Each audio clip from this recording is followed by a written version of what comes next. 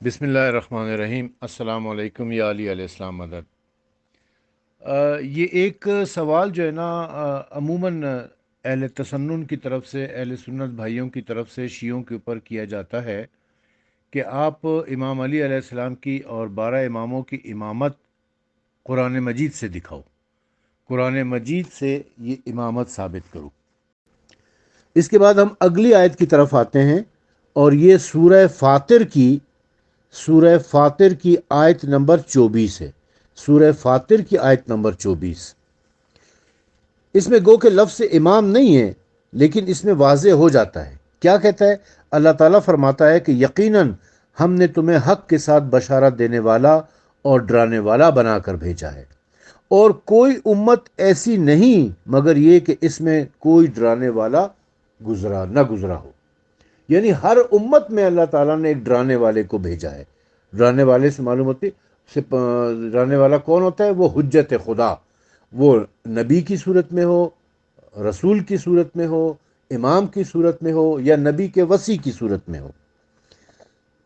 اس آیت کی تفسیر صافی میں ہے کہ یہ کہ ڈرانے والا یا نبی ہوا ہے یا نبی کا وصی ہوا ہے۔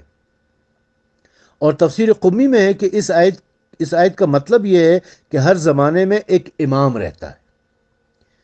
کافی میں امام محمد باقر علیہ السلام سے منقول ہے کہ آن حضرت صلی اللہ علیہ وسلم نے انتقال نہیں فرمایا جب تک کہ حکم خدا سے آئندہ کے لیے ڈرانے والا مقرر نہ کر دیا۔ پھر اگر کوئی یہ کہے کہ ایسا نہیں ہوا تو گویا آن حضرت صلی اللہ علیہ وسلم نے اپنی امت کے ان کل آدمیوں کو جو اس وقت اپنے آباء و اجداد کے صلب میں تھے ضائع کر دیا ہے۔ کسی نے عرض کیا، کیا قرآن مجید ان کے لیے کافی نہیں ہے؟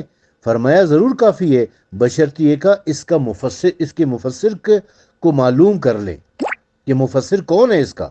پھر عرض کیا گیا کہ کیا جناب رسالت مآب صلی اللہ علیہ وآلہ وسلم نے اس کی تفسیر نہیں فرمائی؟ فرمایا کما حقا، تفسیر تو ایک شخص کے لیے فرمائی تھی، یعنی امام علی علیہ السلام کے لیے۔